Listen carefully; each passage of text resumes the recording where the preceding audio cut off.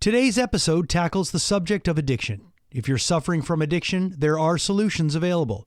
We've compiled resources for you on our website, robinoshoes.com/hope. This episode is presented by Robino Shoes and Demex Air. So we were sitting on that rooftop and the sun's coming up and I see like Mont Royal, Myland area, and I feel disgusting. I feel like crap, pumped full of drugs, alcohol, drugs. And I turn around to Jesse and my brother and I'm like, guys, I think I have a problem. And they're like, what are you talking about, dude? I feel like crap. I don't recognize myself anymore and I think I'm gonna ask for help. They're like, dude, what are you talking about? Don't worry about it, go to bed.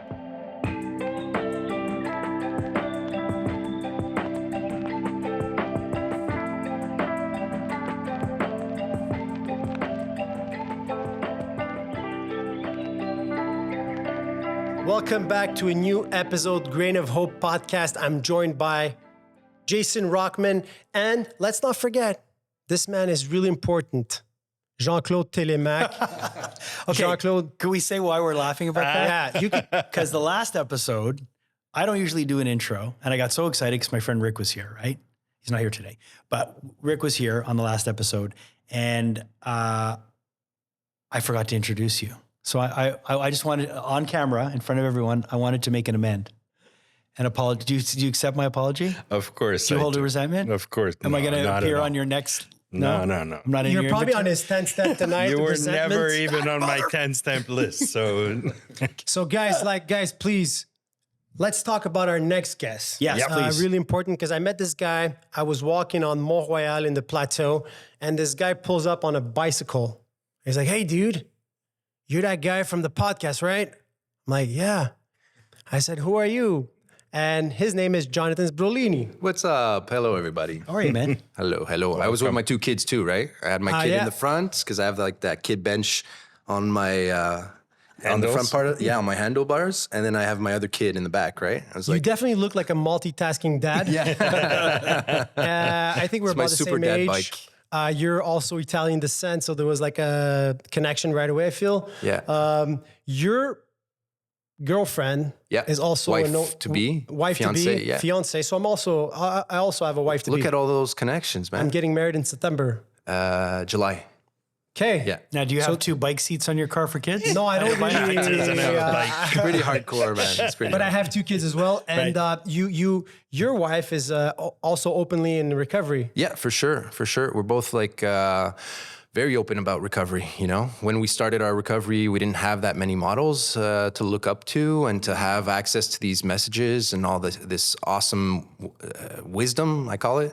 And so we definitely make it like a personal mission to share openly, participate in different platforms, and yeah, be Because we didn't say her name, but Jonathan Sbrollini. I know your wife's name. Oh, Amélie Bessimard. So Amélie plays in, by the way, in that show, with Chuck. Bon Matin Chuck. Bon Matin Chuck. Yeah, Good Morning Chuck. Yeah. So good. Yeah, it's good. actually a really good show. we had Nicolas Pinson. Pinson, the creator and actor in our French version. So there's a lot of things that are incredible about your journey or your path to recovery. You are working currently in as a sober coach. A little bit still. I was a lot more before. Now I manage a nonprofit that I co-founded with a friend of mine, and we do mostly health promotion and prevention in high schools, 12 to 17-year-olds. Nice. And we do 22 high schools. We're the primary service provider for health promotion and addiction prevention in the English Montreal School Board.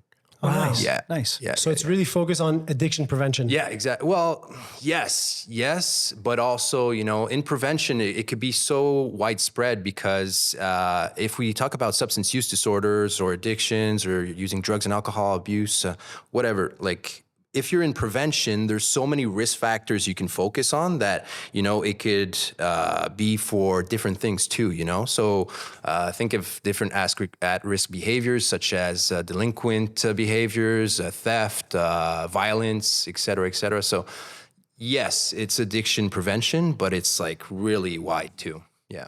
Amazing. And it has to be too. It's like prevention. a social worker type intervention? So we recruit big youth mix. workers from Concordia, and so they're well versed in animation and intervention skills. And we have trainings internally where we show them a little bit of our approach, healthy lifestyle habits, and stuff like that. My partner is also a meditation teacher. He teaches mindfulness applied in different modalities like conflict prevention in the workplace at the University of Sherbrooke.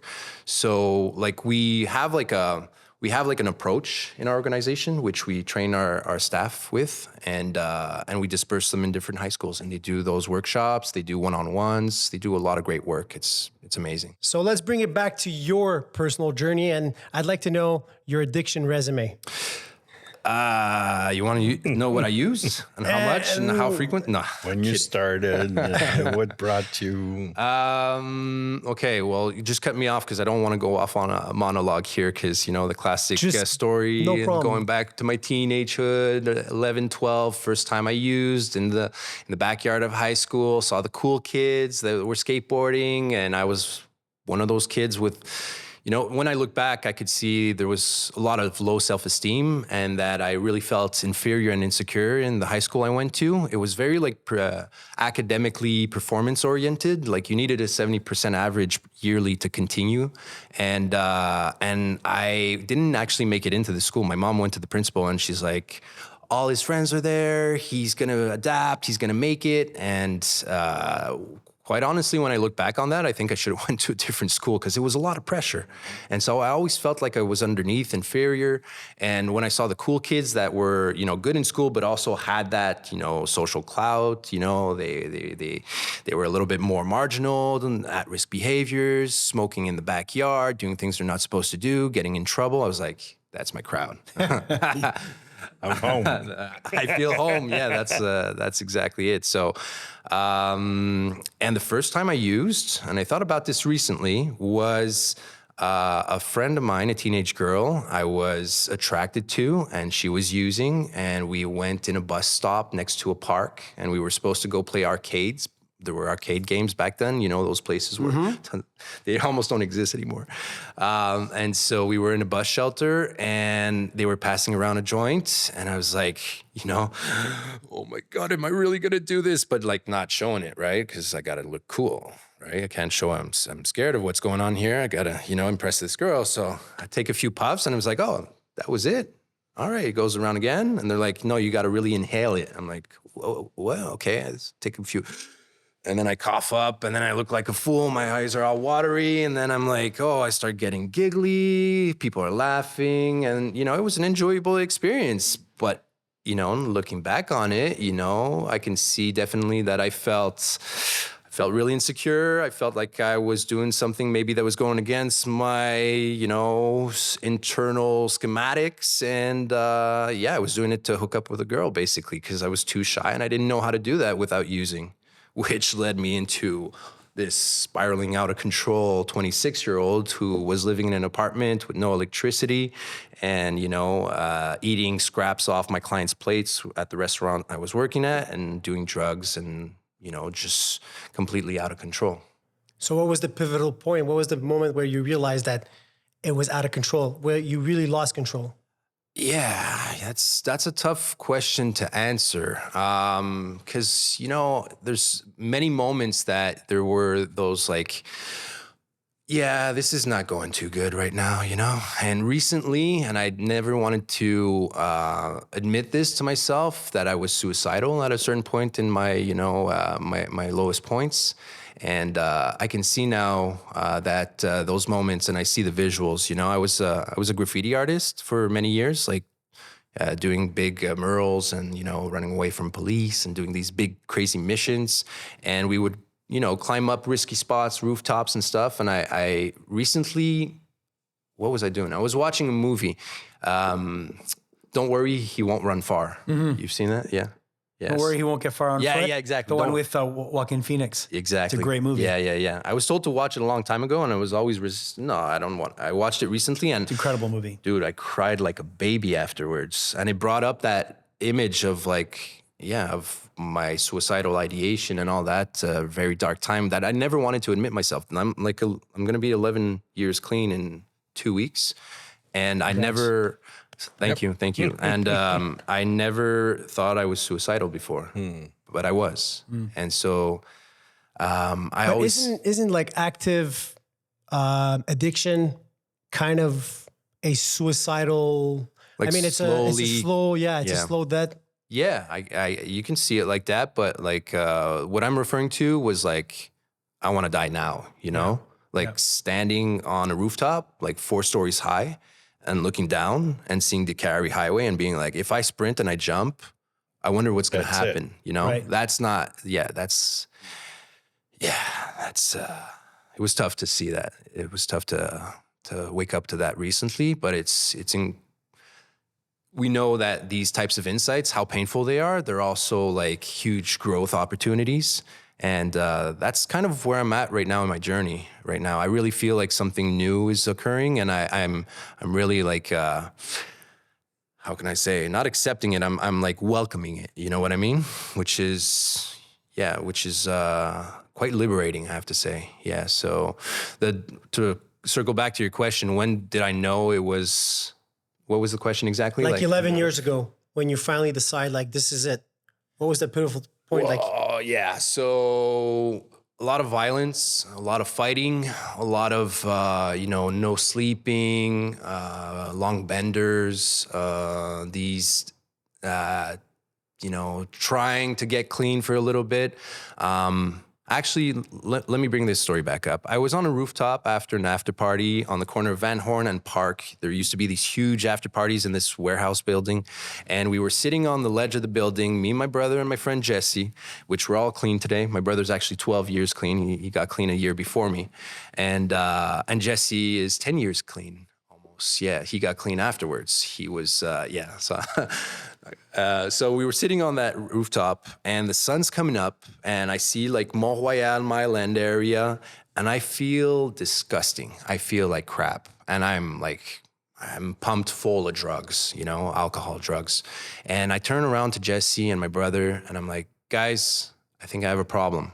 And they're like, what are you talking about, dude? I'm like, I feel like crap. I don't recognize myself anymore, and I think I'm going to ask for help. They're like, dude, what are you talking about? Don't worry about it. Go to bed. It's you're just tired. Yeah, you're just tired. You're just, you're coming back down. And it stays like that. And I did, go in a taxi, go back home, and the rest is history. 2 weeks later, my little brother, who was a tree planter at the time, he was going around the family to like not beg for money or equipment, but he would go basically beg for equipment and money because he was completely broke. And he would make a lot of money when he was tree planting in the summer anyway. So he was so he went around the family, and he came up to my dad in Ottawa, which, that's a whole other story. But our relationship with our dad was, we weren't so close, but at the same time, it felt safe to open up about everything because he was he had a very friendly posture with us, not like a father with a lot of direction and like no moralistic approach, really like welcoming everything that we would share with him, and very curious too, so asking questions. And we never felt threatened when we were opening up. So coming back to my brother, going around the family, goes in front of my dad, and he looks like trash. Like Ben looks like he's been high for a full week with no sleep, and he's sitting in front of our dad, and my dad starts asking him questions. So, you still using? Yeah. Like, how much? Yeah, quite a bit. Like, every day? Yeah. Like, what kind of drugs? And he starts listing all the drugs, right? Stimulants and all those party drugs. And so my dad just looks at him, and he's like, it sounds like you're asking for help. And my brother was like so not expecting that. And at the same time, you have my stepmom who's like sitting right next to him, and her jaw's like, she's freaking out. She doesn't even understand what's coming out of Ben. And my brother had his awakening at that moment. He just broke down in tears and was not expecting that to just like paf, right? That armor, like that shell that we build, that denial, it just broke through it, and he shattered in tears, and he started crying, and he accepted the help. He accepted whatever was going to come from that. So what did he do? Did he go to rehab or? Yeah, he went to rehab, I think a week later, and he went to somewhere in Guelph, Ontario for 6 weeks. But meanwhile, that was my idea 2 weeks ago, right? He just stole my idea. And so I don't know he's doing this. I don't know he's going on this undercover operation in rehab. So what am I doing in the meantime? I'm getting blasted, right? I'm getting high, I'm getting drunk, I'm going to after parties, going on benders. And I get this, I forget if it's a phone call or whatever, but I catch wind of Ben's going to rehab now. And I'm like, holy crap. That means I'm exposed now, right? Because me and my brother are like super tight, and even more so today. But like everything he did, I did. All the two vandals working in clubs, So I catch wind of Ben going to rehab, and now I'm exposed, and so I fall back into this denial phase where, Ben's worse than me. I'm not that bad. I have a car. It's impounded and I don't have a permit anymore. But, I'm more responsible. I have an apartment. I don't steal stuff from North Face and sell it back on eBay to pay for my drugs. I'm a responsible addict, right? I'm more functional than Ben. It makes sense that he goes to an inpatient program. For some reason, we tend to hang around with people that are actually worse, so we feel less bad about our addiction. Yep. Sure, but in reality, I was just as bad, probably worse than Ben, right? We're living in denial. Yeah, exactly. Our shit does not stink. Exactly. And so I fell into that mode, right? I'm not as bad, and Ben is going to rehab, so I'm going to try a psychologist. I'm going to try to go to an outpatient clinic. I'll go to AA. I'll test it out, right? And so I do all these little things, but nothing really works. And at the same time, my living situation is super dysfunctional. Like I said, I live in an apartment with, holes in the wall, graffiti on the wall, and no electricity because we never paid hydro. I don't eat. I was working at like this nice, fancy steakhouse, and I'm eating the scraps off the plates because I have no money for food, right? Because I'm spending everything on drugs and alcohol. So my mom is like, well, maybe you should come back home for a little bit, so we can give you a hand. And so I did that. I went back to my mom's place, the place I grew up my entire life, and with my stepdad. And that was chaos. That became really, really dark for them. Yeah. So I had some amends to do, many, and living amends today with the work that I do and all that stuff. But yeah, those were really dark times. Going back to mom's place in the same room where I grew up as a teenager, trying to get clean, but not being successful at it. There's so many dark things, all these patterns that I'm unaware of that are, predominant. And yeah, let's fast forward that to the 23rd of February, 3-day bender, working in a restaurant, completely messed up, no sleep. And I end up going to a club afterwards because I drank on the job my entire shift. I told my boss, I'm leaving, I'm never coming back. He's like, yeah. He knows me, right? You'll come back next week. And I'm completely wasted, and so I need a stimulant to bring me back up. So I'll go to a club, I'll find someone, I don't find anything, I keep drinking, I sort of black out, I don't understand what's going on, I end up in my ex's futon, and all hell breaks loose. Like, very violent situation, very, Dr. Jekyll, Mr. Hyde, really yeah.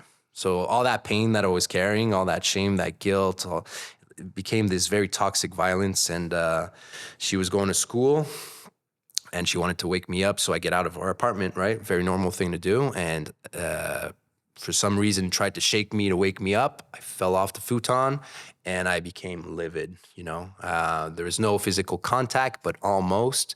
But regardless, it was a very violent situation. The roommate woke up. I'm calling the cops. You call the cops. I don't care. But, And so, 23rd of February. That was rock bottom. Yeah, that was rock bottom. Going back home. Oh, and the most important piece here is I was living at my mom's, right? And so I would work in restaurants and clubs. So at night I'd be out of the house, and during the day I'd recuperate, which my mom and my stepdad worked during the day. So we wouldn't really see each other, right?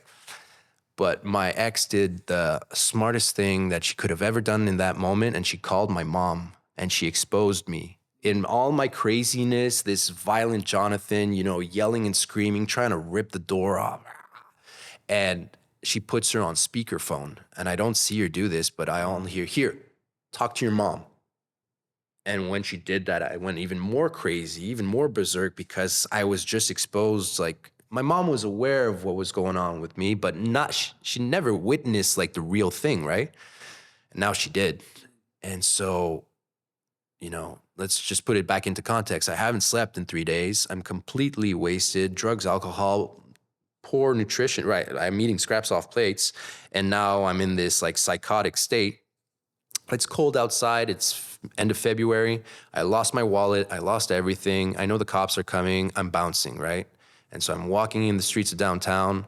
I make it to a metro. I talk to the guy. I'm like, dude, I'm really not feeling well. Can you give me a hand? I need to go back home. He's like, he looks at me. He's like, all right, dude, go. Just go in. Just Get go. in. Don't even want to hear your story. Just go. And so I sit in the metro, and then I get off. I got to take a bus and transfer, you know. My car's impounded, right? Let's remember that piece too. But you had a car. But I had a car.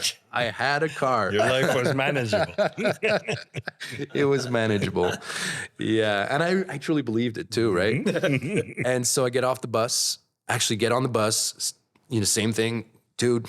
And I don't even finish my sentence, I believe. And he's like, just go, just go. I sit in the back and I'm like holding my head. I don't understand what's going on. I feel like crap. I'm so angry. I'm not even sad yet. I'm angry. I'm rageful.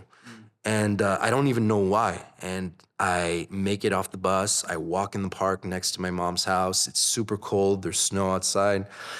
I lost my jacket too. I lost my wallet. I lost everything at the club, right? And I make it home, and I know my mom works during the day, but I forget she heard. Not that day. She heard. Oh, right. Right? The whole rant on speakerphone. craziness of Jonathan going berserk mode, right? And so I get to the door. I'm about to open it up. It opens in front of me.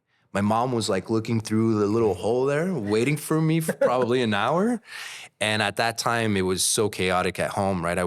It was very violent at home too. This like berserker Jonathan, that's a good word for it, like super like entitled and like, and she opens the door and I'm expecting a fight. I'm expecting like insults flying left and right. I can't believe you. I'm so ashamed. I didn't bring you up like this. What did I do to deserve this? And this time she doesn't say any of that. She says, my son, I love you. We're going to go get help now. Wow.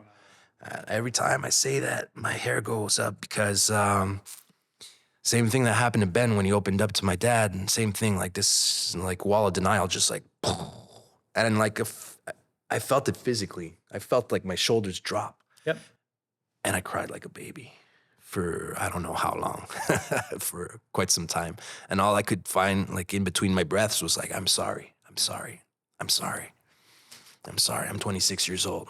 I've been using since I'm 12. I've been doing all this crazy shit with my life. And yeah, so she brought me to a homeless emergency clinic, which is what we knew about addiction back then. So I come from the suburbs, like medium, modest family, like pretty privileged actually. And now I find myself in this like 48-hour shelter for homeless people in crisis, which was perfect. Oh my God. That really put the last nail, I guess. Yeah, that was it. That was it. God bless your mom. Yeah, God bless her. Walking around in a hospital gown and eating Campbell soup and toast and on some meds. And I met someone there who was close to my age. He had been to rehab a few times before. We were smoking cigarettes back then. You were allowed in these institutes, so we were smoking cigarettes. And he was sharing his story. I was sharing mine. And the next day when I sat down, they said, okay, you're cleared, you can go. I'm like, what do you mean? Where am I going? They're like, you go back home. You do whatever you want. And I'm like, well, dude, like the club I used to work at is right across the street. Like, I don't feel safe right now. What am I supposed to do? They're like, here's a list. Call them up, figure it out. I'm like, what the? Really? Okay. So I sit down next to a phone, landlines, you know? Yeah. no cell phones. Right. And so I have the list, and I'm like 6 months, 9 months, 21 days, maybe 21. So these are this is lists of members.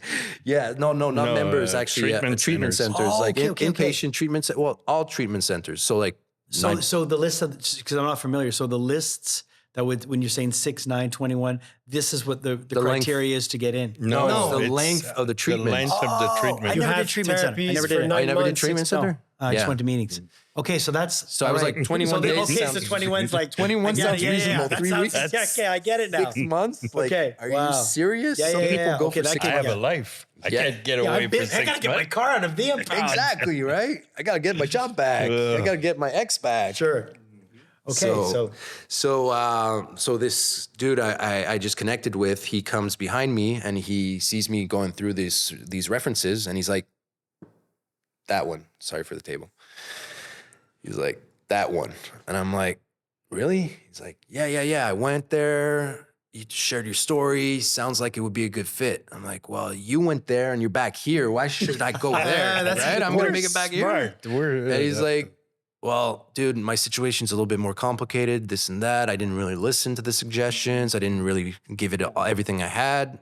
So, yeah, I think it would be a good fit. And so I call up and they say, after 45 minutes conversation with the intake worker, he's like, good, you're eligible. We're coming to get you.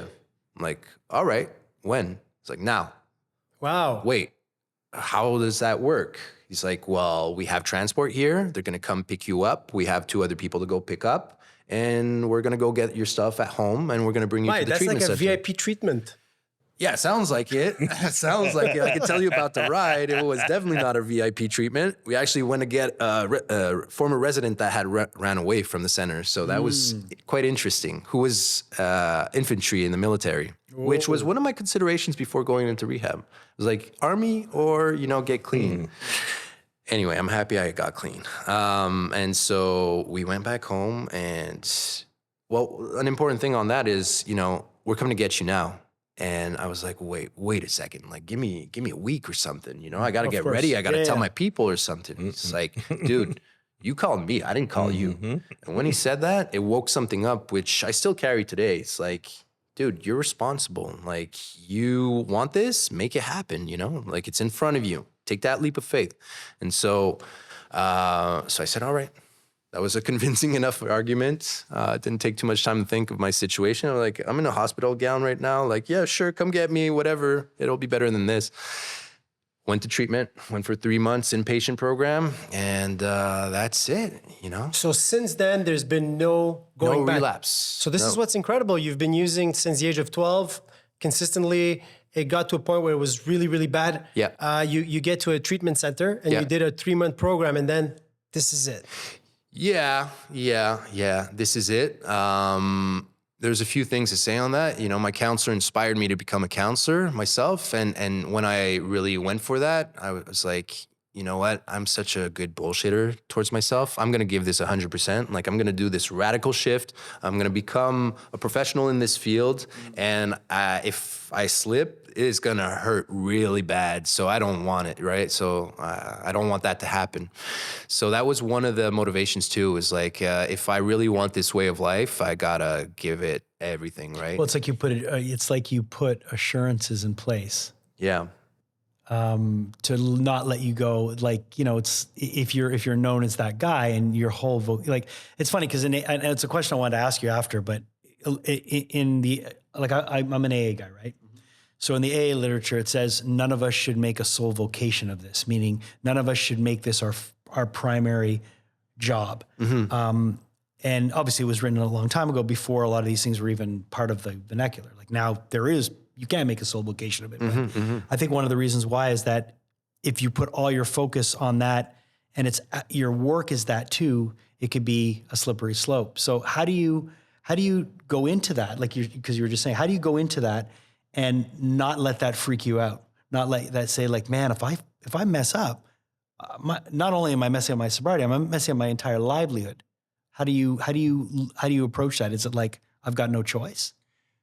Yeah.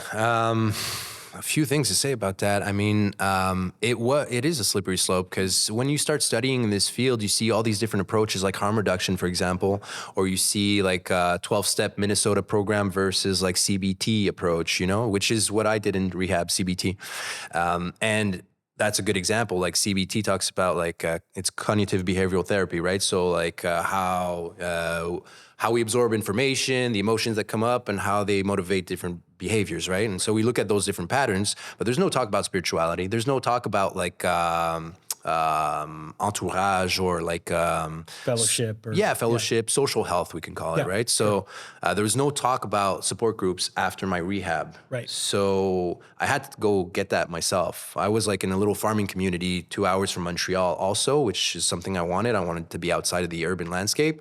But yeah, so it is a slippery slope. Once you start like developing expertise in this, it's easy to mess. Like I'm really good at lying at myself and like inventing stuff in my mind and like using very smart arguments but build this alternate reality for myself, right? So now you're giving me super potent stuff to basically recreate this denial that I used to have, but in a very smart way, right? So I've seen a few actually who worked in this field and actually relapsed for whatever the reasons were. I don't know what they are, but like it's a real thing. It could be a slippery slope. Because the ego, I can imagine, just being someone who has long-term sobriety, I can see how my ego can easily fall into play, especially when I'm working with a newcomer. They look at you and you're like a god. Wow, you've got 30 years sobriety. And I got to check myself constantly to realize, it's like you have to do that. So I imagine when you're working and someone comes in, you're in the structure where you're the person that's teaching, you're the person that's showing. It's like, Well, there's another thing is once you work in the field, you start rationalizing everything and you think you know it all. So you got to go down to the That's another catch actually. It's like we sort of neglect what's happening internally for ourselves because we stay up here all the time listening to stories and analyzing stuff, right? And we start doing that.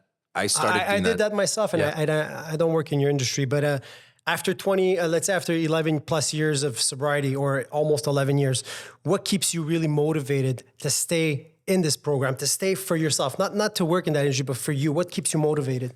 What keeps me motivated? I mean, all the gifts of sobriety. I mean, like in your fellowship, we talk about promises, right? So I came from more of an NA background. Now I'm still. Oh, yeah, he's a very happy fella. Yeah, he's and now NA. I'm more SLAA. And we can talk about that. That's super interesting. So actually, I think most of the stuff that I've been dealing with pertains to SLAA. So what's SLAA? Sex and love addiction. Yeah. So affective, everything that has to do with like being in a relationship to others. Yeah. And the sexuality component for sure. I was in clubs and bars for years, hopping left and right and doing all these crazy behaviors. So yeah, that has a tremendous impact. My first use was to be in contact with a girl, another human. Yeah, to seduce, to charm, right? Anyway, we were talking about what motivates me. The promises that they talk about in AA. When I sat down in a room after a few years of recovery, and in NA, they don't talk about the promises. And I sat down and I heard them another time. And I was like, wow. This is like... They don't talk about the promises in NA? We have one promise in NA. Why don't you get more promises? Because one is enough. Seriously, man. NA, narcotics. Okay. C'est des drogués, they're drug addicts. No, but listen, it's important. I think it's important. I don't want to crosstalk. Wait, I want to see this. But it's important. No, but listen. Here. I am, okay. So I'm always open about this, right? I am like an AA guy. I was as fucked up as anybody else, but I called AA. And I still don't understand how I got that thing in my head to call, but I called and I went to a meeting. And then I just went to another meeting. And I never, I didn't get I like to call it the golden parachute, where I got to go into that little place where I got to, and I don't want to judge it because I know it sounds judgy, but I didn't get that being able to be, I wasn't taken out of my current situation, put in a stable environment to learn. I had to do it as I was going. I had no choice. But I never went to NA because for me, it was like, why would I go to something that's diluted from the original? And then when I hear this thing about and I know I don't care. I love that. But Diluted from the original. No, but it's true because it's like, but at the same time, I don't know the narcotic, and I know people that NA saved their lives, 110%, and I would never judge it. Right. I'm one of them. Me too. Exactly. But I didn't know that you guys didn't have all the promises that we have. They're beautiful promises. The only promise in NA is, if I remember correctly, especially in English, it's an addict, no matter which addict, can stay clean, lose the desire to stop using, and start living. Okay. That's the only promise that NA gives you. Okay. So if we talk about NAAA, what's the importance of the fellowship for you? It's everything. That's probably, coming back to that question, like how to keep that humility in check, working in this recovery field. The fellowship, sponsorship, having a structure has been primordial to keep me in check. I have, I followed the suggestions as best as I could. I've done step work, I have sponsors. I still have my same sponsor. I go to meetings regularly. Yeah, one of the promises is those who keep coming to our meetings regularly stay clean. That's one of our promises, right? So I did what I was told to do. I created a recovery structure when I got out of rehab, but it wasn't suggested when I was in rehab because it was CBT model, right? So that's one thing that keeps me in check for sure. It's like there has to be a separation with my own personal recovery and then those seeking services too, right? So those seeking services, there's overlap for sure, but it's not the same thing. And I sponsored some members, and I don't sponsor anymore. I don't feel like I'm in a position, quite honestly, right now to sponsor anybody. I really feel like something new is emerging inside of me, and I need this. I need to come back to a more humble posture, which is also bringing me to different areas of my recovery, which is the more sex and love addiction stuff that I'm working on. Do you think you have that need to step away from working with people because you work so much with people in the vocation? No. I really feel like the work that I do now is, we work with more than 6,000 12 to 17-year-olds per year. Yeah. Right? So yeah, I'm still like in this contribution mode, and that's like an important piece, which is the 12-step, arguably also, like Giving back and using these principles and putting them in all our affairs, right? So you're talking about Camp Lift.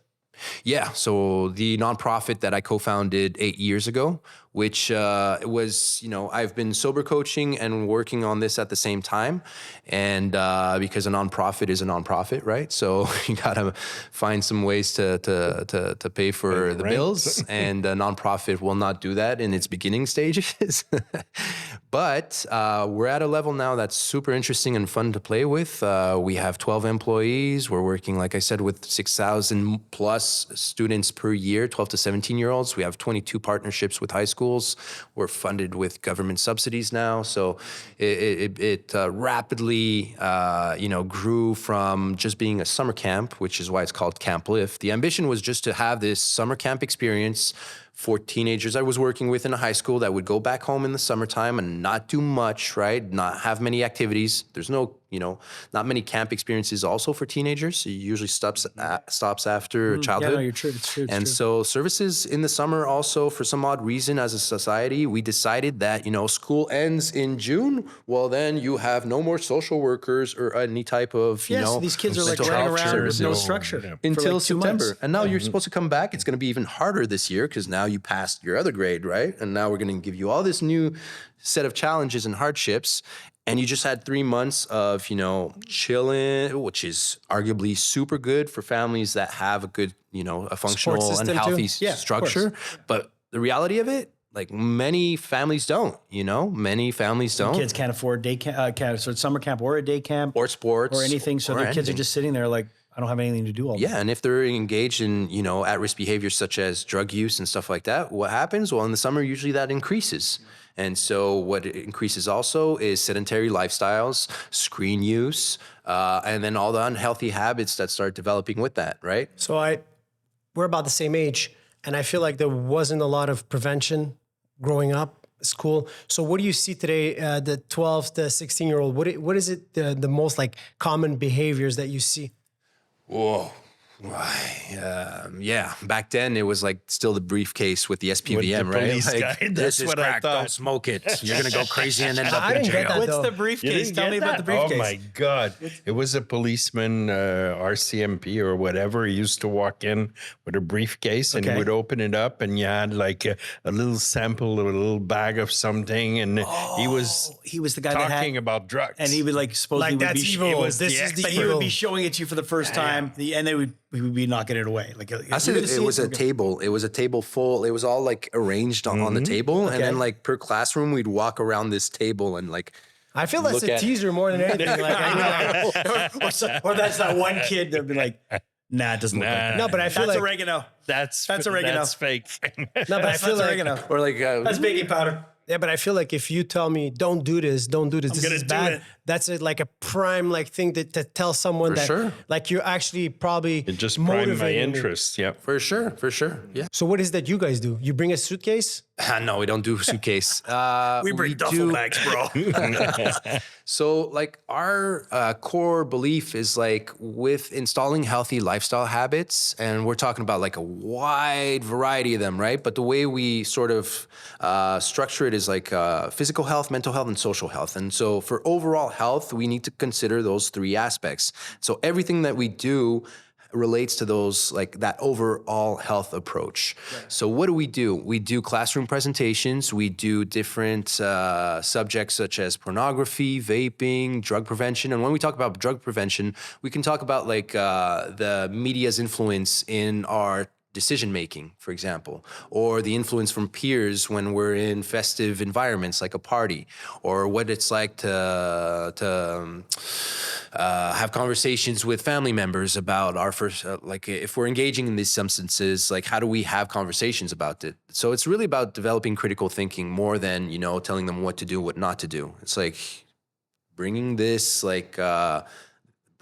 opportunity for them to reflect on what's going on in their life and, you know, look at it from a non-moralistic approach. It's not good, it's not bad, but what works and what doesn't work, you know? And Can we talk about it? yeah, exactly. Like take the stigma away, which, you know, I'm proud to say that, you know, if we look at statistically overall in Quebec, like drug use amongst teenagehood has stabilized and even decreased a little bit. Really? So prevention is actually working. Yeah. Yes.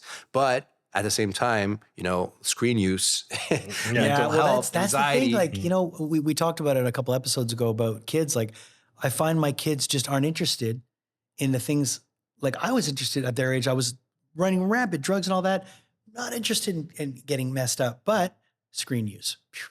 Yeah, and that's one of the things you asked, like, what are we seeing a lot? Like screen use, violence in relationships, a lot of misogyny, a lot of difficulty being in a relationship with one another, you know? And high school being a crazy experiment in itself, you're putting 1,000 12 to 17-year-olds in the same place, you know, that's going to create some chaos. And then it puts a lot of pressure on the staff. The staff burns out. They cycle through them every few years. New staff are there to you know, so what are we seeing? I mean, yeah, we're still seeing drug use. We're still seeing at-risk behaviors. Maybe a little bit less than back in our day, maybe.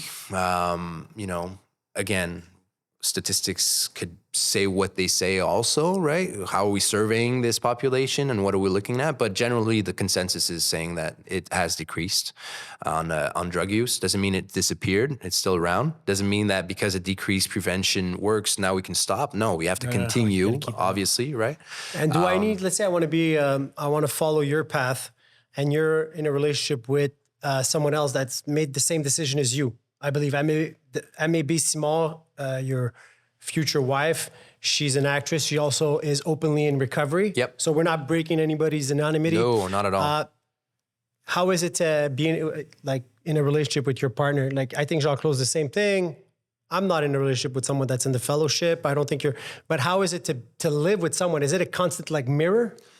Well, we both have a pretty solid structure, right? So we follow the program, the 12-step program. We go to meetings regularly. We have sponsors and, you know, we do, I mean, at this stage, after 11 years, her 10, and she just celebrated, our whole network is, you know, people that are clean and not using, right? So Could you be friends with somebody that's like, yeah, for sure. But I mean, there'll be gaps. I mean, let's say someone using and has some stability in their use, that are responsible and healthy still, and they use occasionally, sure. But someone that abuses substances, there's going to be too much dysfunction, and just naturally it won't fit. Not because I don't want it to, but naturally it won't. Yeah. So an example of There's that. going to be a natural selection that's going to appear. Yeah. That's what it is. I don't promote like pushing people away. Just concentrate on the persons that I have a lot of affinity with, and the rest will. I think it all works slowly- itself out sometimes with those it's gonna things. Like work itself. people will appear in our lives. Like my wife drinks occasionally, but she's very controlled. Yeah. We don't have a lot of chaos around us, because when the chaos is around, we'll look at each other and go, I don't want any of this. Like, let's not be a part of that. And also, I believe strongly in the spiritual principles. And who am I to push someone away from me? Like maybe that person needs more love than to be pushed For sure, away. 100%. And I'm a strong believer in applying this principle in all my affairs. Right. So I can't just say, oh, no, that's my personal life. Now I can, like No, the of course. program, get out, I'm in charge. But no. there is a lot of misconceptions Yeah. about recovery, about addiction. One of them is, for example, if I'm not, let's say I don't drink, I won't be fun anymore. Then my friends will move away. I have people messaging me all the time. There's a girl that wrote to me the other day. She said, summer's coming around, and now I'm scared because I've been, let's say, 4 months clean. But this summer, my friends are gonna want to go to a terrace, or like, what am I gonna do? So I sent a message to Jean-Claude. I was hoping for something like, and I didn't get the what I was looking for. So I just told this lady, I said, well, it's one day at a time. We're not in the summer yet. Right. Focus on the now. Once we'll get to the river, we'll cross that bridge. But there's a lot of misconceptions. There's a lot of, or another misconception. I'm not an alcoholic. I don't drink every day. What does that have to do? Functioning alcoholic. Yeah, most people are functional and they're dysfunctional. And they focus on the word functional. I focus on the word alcoholic. So any other misconceptions, guys? Because I like this question. I like to break misconceptions. Misconceptions. I don't know. You want to say something about misconceptions? I mean, we've talked about misconceptions before. I think one of the misconceptions is that, listen, I'm a firm believer that when you come into a 12-step program, I'll talk about AA because that's all I can speak on. But when someone comes to AA, there's usually a good reason they're there. And I think the idea that you can come in and out as much as you want and it's a revolving door, that's a big mistake. And I think sometimes that's promoted where people say, well, you can slip, you can always get back on the No, there's no guarantee that you will be back. And the one thing I tell people when they do show up to a meeting or reach out and they've answered those questions that we'll have, in place to say, do you have a problem? Answer yes to 3 or more of these, there's a good chance you have a problem. You still have to take the decision yourself that you have the problem. But, if it walks like a duck and it sounds like a duck, Well, I mean, there's and it another. quacks like a duck, it's a fucking duck. If you're wondering, like, if you're actually asking yourself those questions, am I an alcoholic? You probably are. Right. Because most people that are functional, that have no problem, they won't ask They won't even themselves ask that. themselves. Yeah, But let me just get back to the point I wanted to make. Once you have admitted openly that you have a problem with alcohol, and you've said that open, and you've spent some time in a few meetings, you will never, ever use the same way again. Ever. Yeah, I say that a lot. And ever. And I know that. And I'll die by that. I'll die on that hill because you will never use the same way again. And what you're going to be doing is you're going to be constantly looking to find that again. It's dead. And if you can fully accept that, then you're going to be a lot better off. And one of the thing that this does also is that because you can't use the same while you're using, that's in your head and you need to stop that voice. So that's why you use more. Yeah. And that's why they say that a relapse usually starts where you were at and it just keeps getting worse because you have to quiet that little voice that you create. I don't know anyone that's gone on a slip that's come back and said to me, That was amazing. I just took one drink and all they told me is like, oh man, it was bad out there. I've seen someone go on a slip and be like, yeah. I think this stuff was not meant for me after years of recovery. Yeah, of course. Yeah. And in the back of my head, I'm like, oh my God, okay, this is going to backfire. And surely enough, after a few months, it's like back to that really dark place and even lower than where it was. Yeah. Yes. I've seen people, and we've all seen people probably pass away from this disease, right? So, Many. It could be and they really say there's a French, I don't know if you know the English expression for that. In French, it's boire sur les breaks.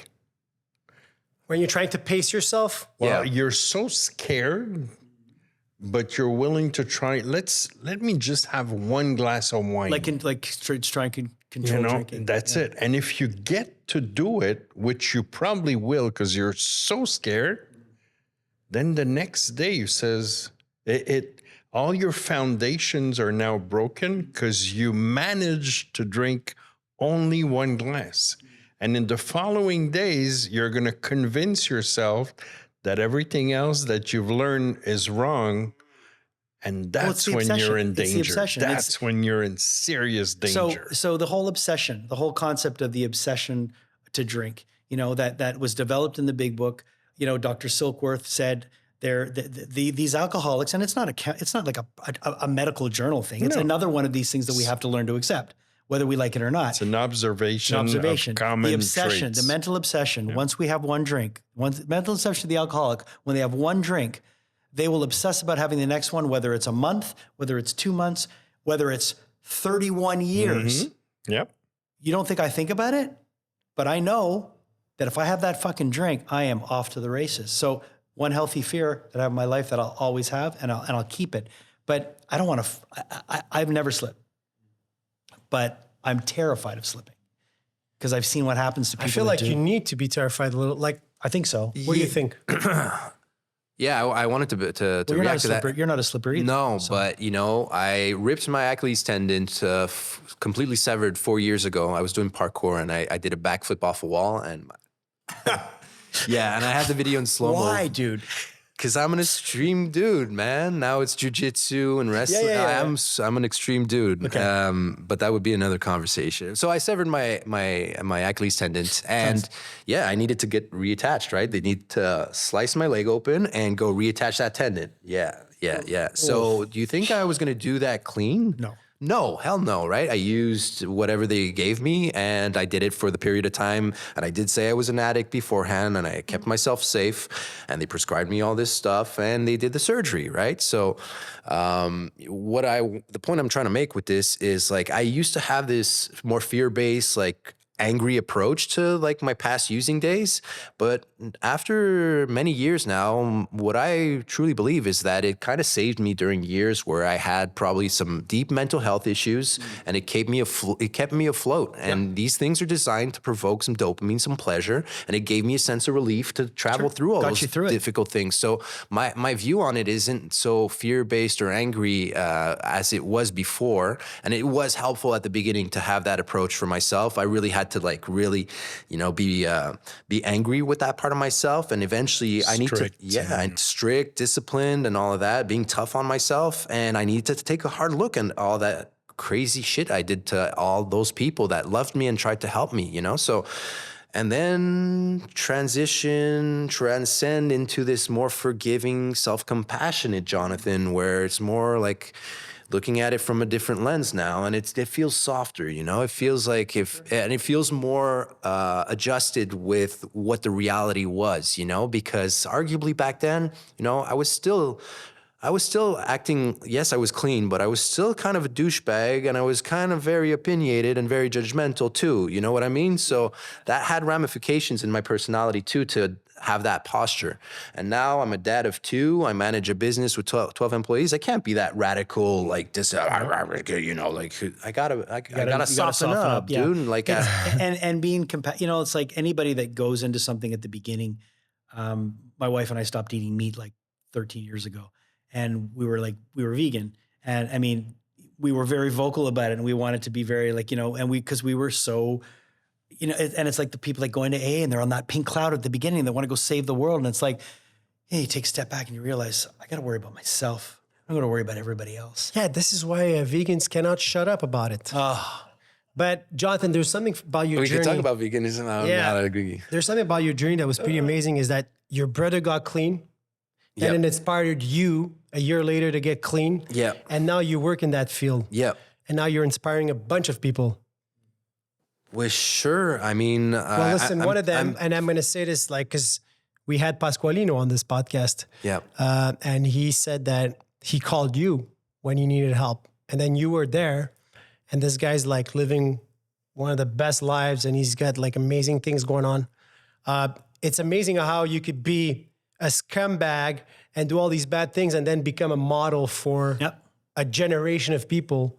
So congratulations for that. And it's pretty amazing. And I actually believe this.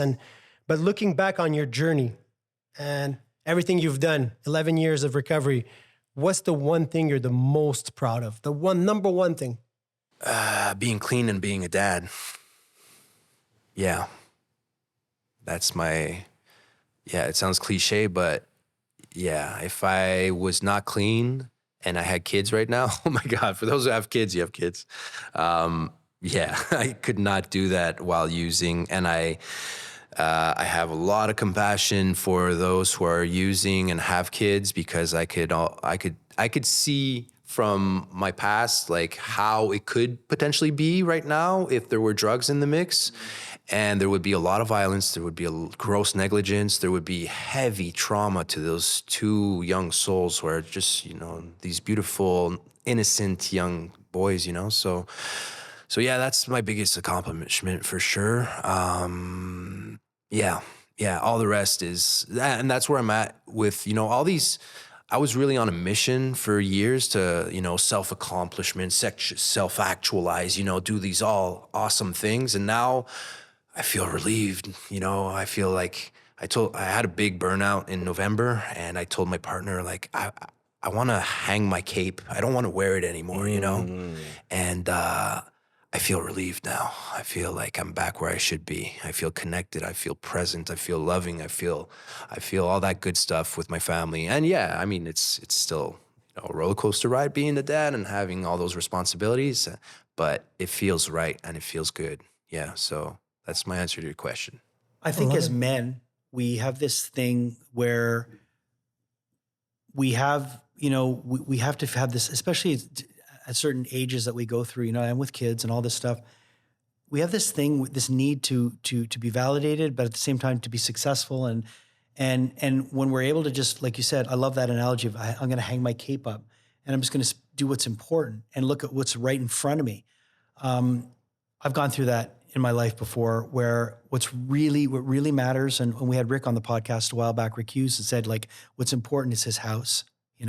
What's important is my wife, my kids, my sobriety, my dogs, like really zeroing it in. And if I'm not being a good person at this place, how am I going to be good anywhere else?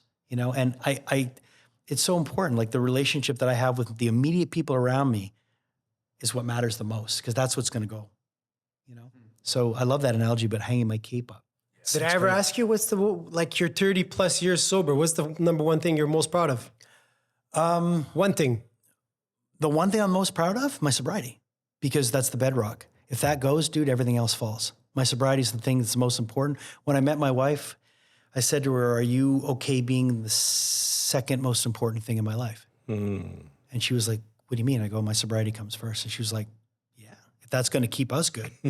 And she knows. On Friday, she'll be like, do you really have to go to your... Okay, go to your meeting. Because she knows. She knows the weekend's going to be better if I'm there. She knows I'm going to come home. And she knows what... She's like, I can't wait to get into that stinky basement and have that lousy coffee. It's the best. And sit on those chairs that are horribly uncomfortable. Let me ask the dinosaur. Dinosaur. What's the number one thing you're the most proud of? My sobriety also. Well, my recovery, because that's what we say in NA. And the opportunity to be the best version of me anywhere, doing anything. Yeah, I love that. As a sober coach, as a human being, as a boyfriend, as a friend, as I love that. But I mean, it's because I'm clean. yeah. And for me, like obviously sobriety, but I feel like the last almost 6 years in recovery, I feel like I finally found that purpose, that reason why. Why do I need to get up today? Like, because we need like a higher motive. I needed to find reasons, because if it was just sobriety, yeah, but what am I doing? So through the podcast, through the different things we do, through sober coaching like you do, I feel like now we do have a purpose. I was put here. I went through all this suffering. I've hurt some people. I did so many bad things, but today I could be that light. I could be that little shimmer of hope. I could inspire somebody to get better. So I feel that's what makes me the most proud. Yeah, and it keeps you accountable. You know, you're talking about working, like if you're working in that industry, you're accountable to something, you know, and if I was a rep for a beer company, well, I might not be in an accountable environment, you know, but working these principles in AA, we say, working these principles in all our affairs. I do that. And the 12 steps are a design for living, but they're also a recipe for success. And the people that have that recipe, man, it's like a superpower. Yeah, that's good that you're saying that. Superpower. That's good you're saying that. Without a 'cause- kick. Yeah, without a cape. Or I love the superheroes that wear don't it have for a capes, little by bit, the way. but then learn how to take it off because you can't wear it eternally. All the superheroes that have capes, dude, you're going to trip on it. It's going to get caught in something. You don't need a freaking cape. Well, listen, like I didn't get clean to have a lousy life. I got clean because I wanted You wanted to be build exceptional. something. Yeah, Yeah, I of wanted course. something incredible. And there's nothing to be ashamed of. And I think a lot of people get ashamed when they use the 12 steps and their life gets infinitely better. That's one of our promises in AA. Oh, man. We'll know I a new know freedom them. and a new. Don't I know worry, you I know. know. Start convincing him to come on your side. It's over. But it's go true. to AA We're meetings promised a sometimes. better Yeah. life, and when we have that, there's still that sheepish, like, oh, I don't know if I deserve that. Like, no, you deserve it, man. You did. Yeah, the you work. know Bob Marrier, the sober Yeah, coach. I know Bob pretty well. So he came on the podcast, and one time he said, my life was mediocre for years. Why should I be ashamed to want something that's like out there, glittery, sparkles, and fun? Like, there's no shame. I feel like it's all good. We're already coming to an end. So I really want to Already? finish on a So fun. Yeah, it is fun. Let's finish on a positive note. I'd like for you to share a message to someone that's struggling. That's a big responsibility to close off this conversation with. Positive message to someone who might be struggling. Well, you have a prime example through this podcast of what is possible for you if you make that leap of faith and you accept the help that is right in front of you. There are other ways of experiencing life that are right there, and it just requires a few steps. The first one being open and willing to accept the help. So I think that's what I struggled most with, is that humility of admitting defeat. And there's no shame in that. Actually, it's the first step in building something incredible for yourself. I love that. I really, really do, because that's to me, the number one thing I tell people: don't be scared. Don't be ashamed. If you ask for help, you're really strong, because it takes courage, man. It takes a lot of courage, especially for us men, to say, hey, I need your help. And we're all here. We all did this act of humility, and there's no shame. Anything to say, like we need some, something a smart. Well, no, we can't say won't that do yet. that thing. Because No, that's my thing. before we say that, we do have to let people know, if you want to find a way to help, I mean, obviously liking, subscribing, sharing the podcast, which a lot of people do. But one way you can get involved is picking up a bag of this incredible coffee, Grain d'Espoir. It's available through rabinershoes.com/Grain d'Espoir. Hope. Yeah. And all the money profits. raised goes to help recovery. Exactly. And it also tastes awesome. Yeah, it does. Don't worry, Jonathan will give you a bag. And this one you're allowed to bring to school. So, guys, see you next month. It's a wrap.